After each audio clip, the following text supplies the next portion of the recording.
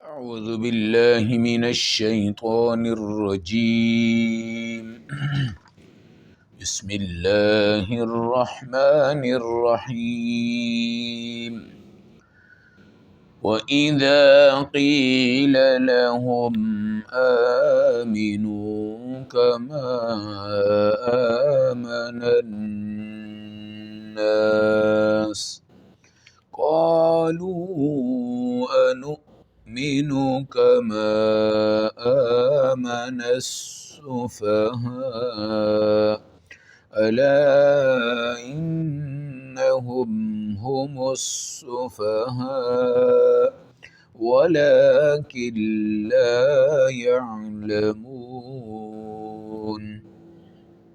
صدق اللہ العظیم۔ تلاوت کردہ آیت مبارکہ کا ترجمہ۔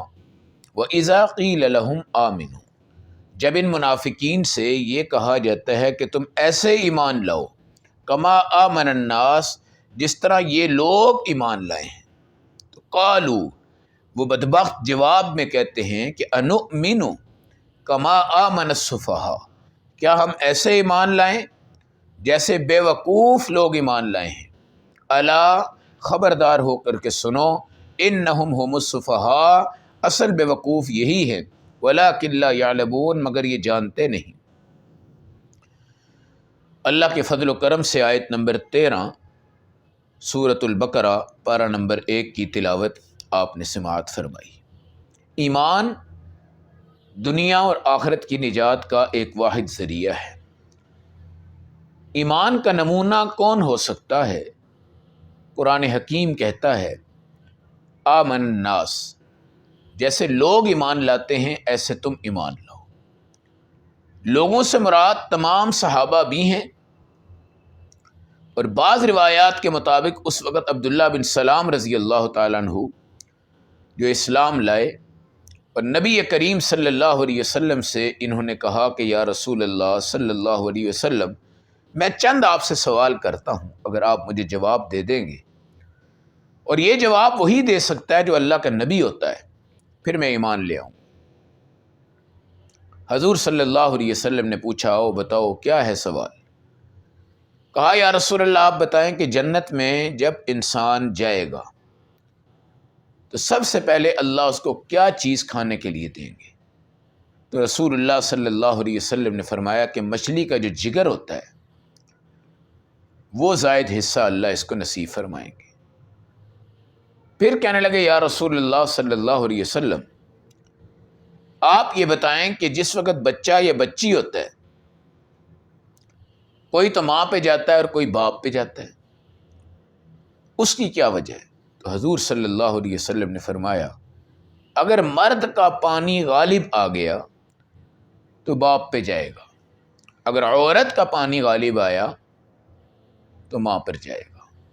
یہ کہہ کر عبداللہ بن سلام رضی اللہ تعالیٰ عنہ نے نبی کریم صلی اللہ علیہ وآلہ وسلم پر ایمان بھی لے آئے، اور آپ کی قوم نے ان کو بہت برا بھلا کہا۔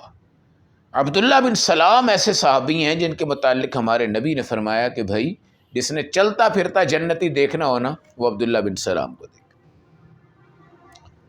تورات کے بہت بڑے عالم تھے، اور تورات کے اتنے بڑے عالم تھے کہ سارے لوگ ان کے بڑے معتقد تھے، اور یہ کہتے تھے بہت بزرگ ہے اور یہ بزرگوں کے بیٹے ہیں۔ ہمارے نبی نے ایک دن یہودیوں سے کہا کہ یار تمہارے اندر اگر عبداللہ بن سلام ایمان لے آئے تو کیسا ہے؟ وہ کہنے لگے ایسا تو ہو ہی نہیں سکتا۔ ایک دم سے عبداللہ بن سلام باہر آئے اور لا الہ الا اللہ محمد رسول اللہ پڑھا۔ اب وہ کہنے لگے یہ تو گندا ہے اور گندوں کا بیٹا ہے۔ اس طرح کچھ اور صحابہ ایمان لائے۔ تو آج اللہ بتا رہے ہیں اے منافقین، تم نے اگر ایمان لانا ہے نا تو کما آمن الناس، جس طرح میرے صحابہ ایمان لائے ہیں تم ایمان پر ہو جاؤ گے، اگر اس طرح نہیں لاتے تو تمہارا کوئی ایمان معتبر۔ یاد رکھیے صحابیت کی بنیاد سیدنا ابو بکر صدیق ہے۔ صحابیت کا ٹائٹل قرآن نے جو دیا ہے وہ کس کو دیا ہے؟ ابو بکر صدیق کو، اور نص قطعی اور قرآن جو ہے ابو بکر صدیق رضی اللہ تعالیٰ عنہ کا مختلف جگہوں پہ قرآن میں تذکرہ ہو رہا ہے۔ اگر تم اس صحابی سے دور ہو جاؤ گے تو پورے صحابہ سے دور ہو جاؤ گے، اگر اس کی امامت سے دور ہو جاؤ گے تو قیادت سے دور ہو جاؤ گے۔ یہ امام الصحابہ ہے، امام الصحابہ ہے، رسول پاک صلی اللہ علیہ وسلم کے عظیم ترین شاگرد، عظیم ترین صحابی، عظیم ترین جانثار، عظیم ترین آپ کے مداح ہیں، جن کا نام ابو بکر صدیق ہے۔ تمام صحابہ ایمان پر معیار ہیں، اور جس طرح ستارے آسمان کے ہیں اس طرح صحابہ بھی اللہ کے ہاں بلند ترین مقام پہ۔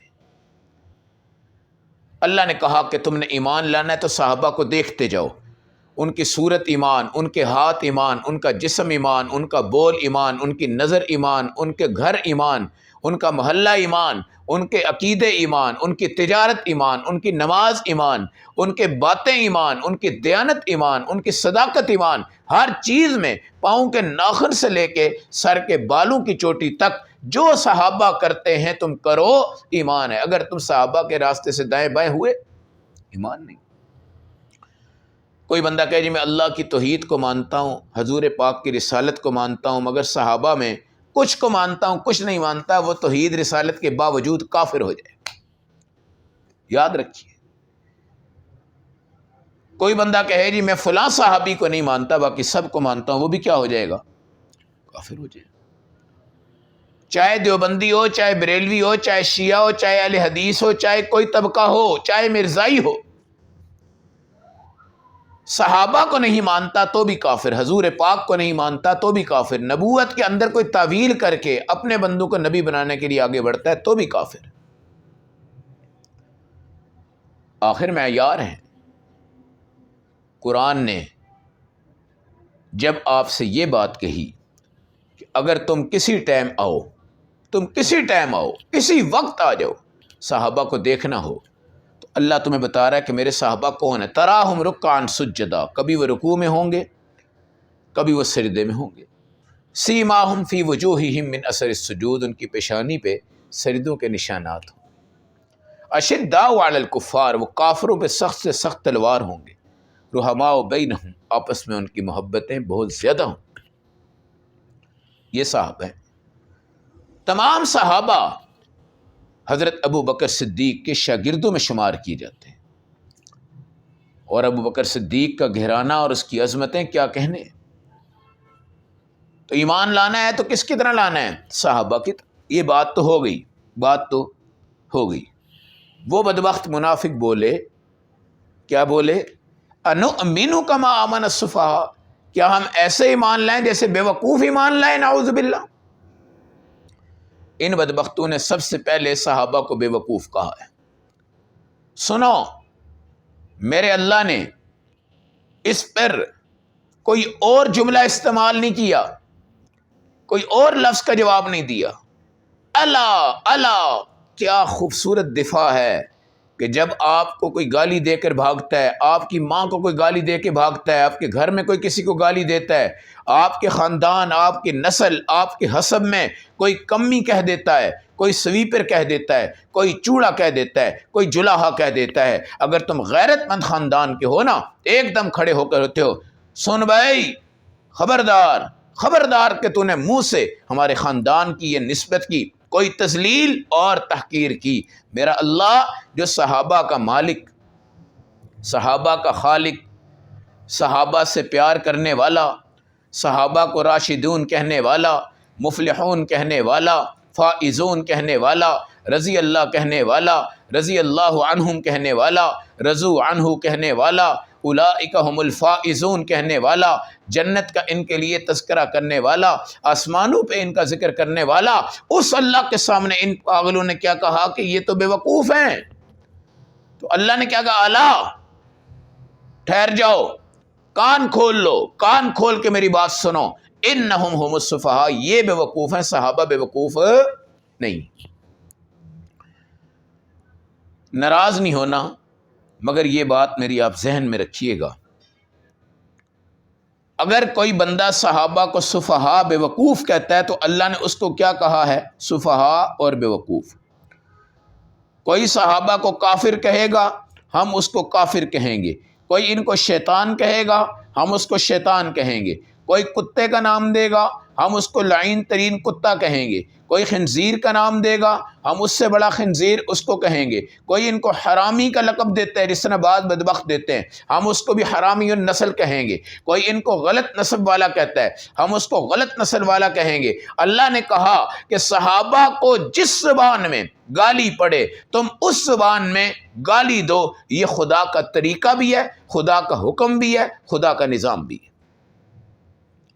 سنو، سفہا انہوں نے کہا سین فا ہا الف، سین فا ہا الف، اس کا مطلب ہے سفہا یعنی بے وقوف۔ اللہ نے کیا کہا؟ ہم السفہا، یہاں پر بھی کہا سین فا ہا الف۔ یہ کہتے ہیں بے وقوف، اللہ کہتے ہیں تم بے وقوف۔ یہ کہتے ہیں پاگل، اللہ کہتے ہیں تم پاگل۔ یہ کہتے ہیں صحابہ ناکارہ تھے، اللہ کہتے ہیں تم ناکارہ ہو۔ یہ صحابہ کو غلط کہتے ہیں، اللہ ان کو غلط کہتے ہیں۔ یہ صحابہ کو گستاخ کہتے ہیں، اللہ ان کو گستاخ کہتے ہیں۔ یہ صحابہ کو کافر کہیں، اللہ ان کو کافر کہیں گے۔ یہ چند صحابہ کو چن لیں، باقیوں کو چھوڑ دیں، اللہ پھر ان کو کافر کہیں گے، اللہ پھر ان کو تباہ کریں گے، اللہ ان کو پھر برباد کریں گے۔ صحابہ کون ہیں؟